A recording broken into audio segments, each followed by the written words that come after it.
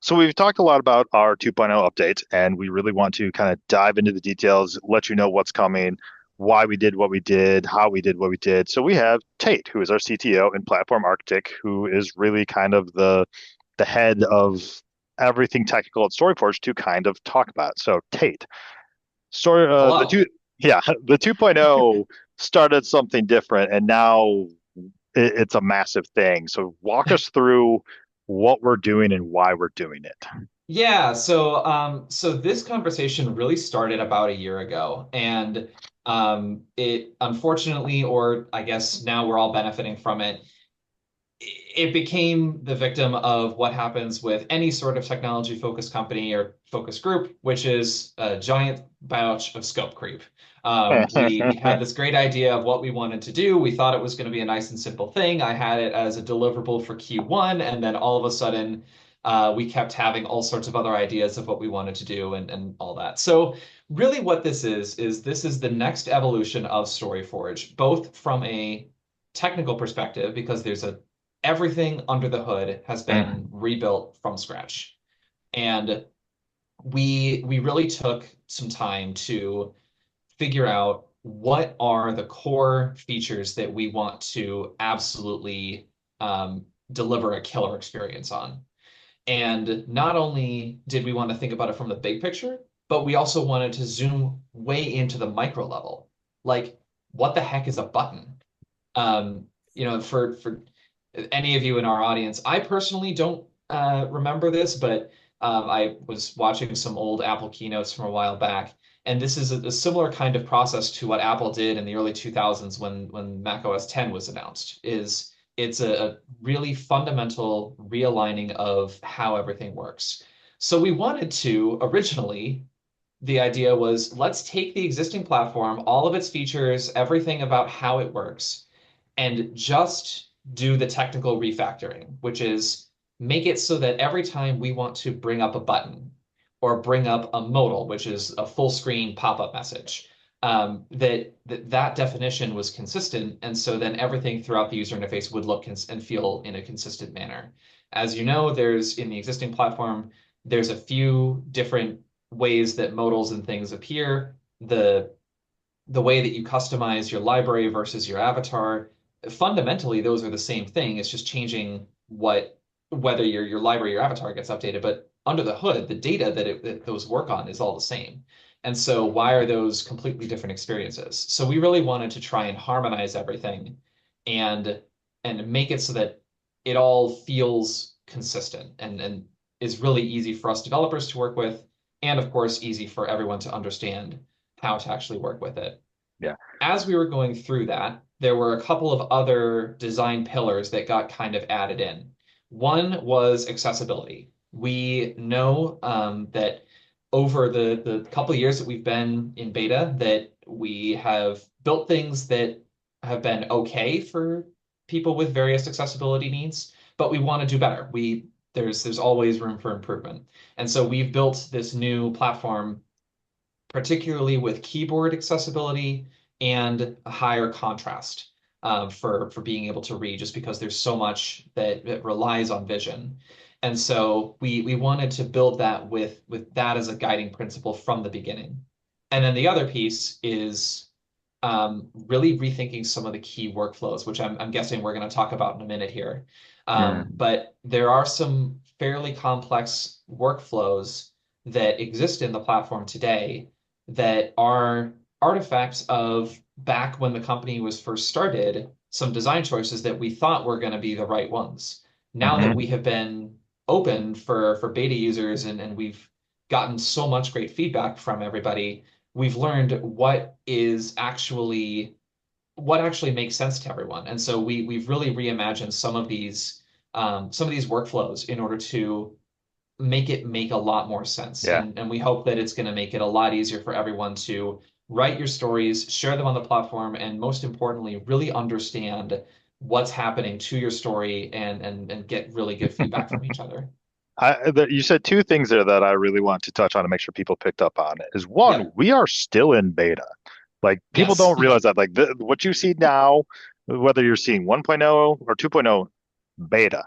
And the second thing is almost all of the improvements above the hood, not on all the under the hood stuff, has been driven by user feedback. This is the Absolutely. stuff that you guys told us you wanted.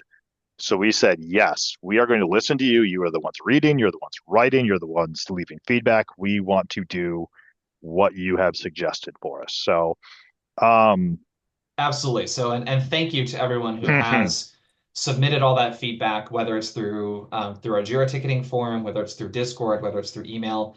We really appreciate all of your feedback. We do read and prioritize things based mhm. on all of that. So your feedback is making a difference, and we think you're really going to love Yes. this update. And if you have submitted a help ticket and you didn't hear back, that means you didn't give me your email address because I go through every one of those tickets and I reply to everyone that gives me an email address. And I So, get CC'd on about half of yes. those. So Yeah. it's, Yes. yep. But I guess tell us in your mind, what is the biggest, other than the visual change, what is the biggest like workflow change that we've done on 2.0 that users are gonna really get excited for? Oh man. The the first thing that comes to mind is the complete first class support for chapters. Hmm. Um, and the fact that we have rebuilt the entire story experience based on the chapter level. We know that a lot of audio or yeah, we know that a lot of author workflows are based on chapters or smaller sections. And there certainly are cases where you do need to zoom out and see the whole story on the one editor. We're going to be working on bringing that single editor unified view back at some point soon. We know that that is useful. But for the moment, we have split it out into chapters. It might take a second to get used to, but we think you're really gonna like it. And Hmm. here's why. First of all, it's removing a clunky and not very just well described button on the toolbar. Right Hmm. now, there's just a one button that it doesn't really make sense of what it does unless you've used it and tried it out. Then inside the chapters, you can give them a name, you can give them a subtitle, you can write notes to yourself, you can write notes to your readers, and everything on both the writer and reader page loads all on one view. You don't need to like toggle the view like you used to a long time ago, and all of the comments that show up at the bottom of the text view, those are all related to that chapter. So you know that you're discussing things in context and you'll be able to really follow the conversation. Yeah. So it's all so kind of reimagining your workflow back to the chapters. We think that's going to be a really useful thing and hopefully help everyone keep track of what's going on with the story and Yeah. for authors especially, um, you'll have that context and again everything ready at your Hmm. fingertips. And we've also overhauled the inline feedback thing, which is unique to StoryForge, where you can react to a paragraph. You can leave feedback on that specific paragraph. You can leave emojis, all sorts of stuff. Like it's rebuilt in a way that everything makes more sense based on how users have get provided as feedback. And to anyone Totally. to anyone that Uh, has used 1.0 and is either looking at or is now using 2.0, Tate, how many devs actually did work on this? Like Oh I want man. people to appreciate the amount of work that these people have done. Um, so depending on how you count it, I could easily rattle off at least six names of people Hmm. um who wrote code in various aspects of the inline feedback system and the reader page. Yeah, I easily could be missing contribution from someone on the team. So if you're on the dev team and I'm not thinking about you right now, I'm sorry. but the, There's so many. Yeah. this entire platform was rebuilt by roughly like six to eight individuals. Like Yeah, the we've amount of had a work few that's been people done is we've had a few phenomenal. we've had a few people come and go as tends to happen, and we're really thankful of everyone's contributions. But Hmm. yeah, I think overall, actually, there's upwards of 10 people who have written code on this, Yeah. so we're it's really exciting. One other thing that I'll note is so in 1.0, the way that you leave a reaction, which is what we call the bit where you would highlight a bit of text and then just leave a quick emoji on that, versus a comment. They both in terms of how that gets handled under the hood and the experience of doing so, it feels kind of clunky. we've now made it so that leaving a reaction is a one or it's a two-click thing. You click on the paragraph you want to leave it on, and there's 8 different choices. They're the same 8 choices for everybody. It's really easy. You just pick which ones, and you can leave more than one reaction on a paragraph. So it's really cool.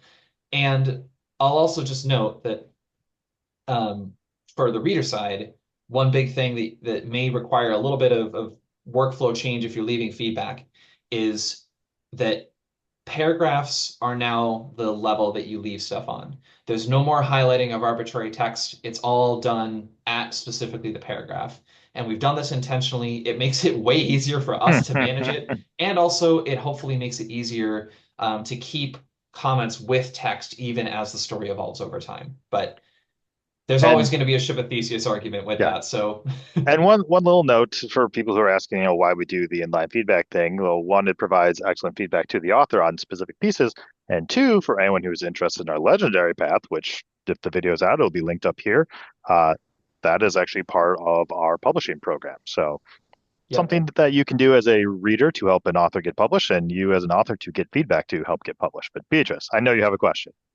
One thing that I wanted to know before asking my question is that for authors, especially now, they'll be able to see the inlet feedback and the comments that they have gotten into each chapter as they are editing the chapter, which makes it huge because they're not going to be able to go back and forth. And also, we have added a notes section that you can just take your own notes in your, or even like just copying and pasting some of the like inline comments if you don't want to go back and forth in a tab.